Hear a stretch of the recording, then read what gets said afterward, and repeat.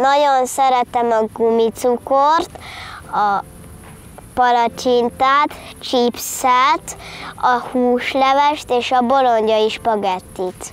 A szabadidőmben focizni szoktam, de szeretek fociskártyázni, társasozni, meg egyre ügyesebb vagyok sakkban.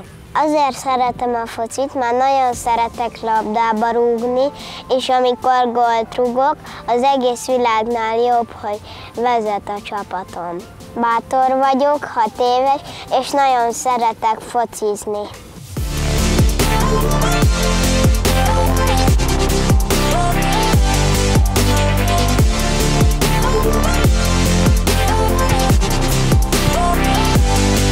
Az első perctől a végéig hajtok, a gyorsfutás már nagyon jól megy, és nem félek az ellenféltől, egyből letámadom.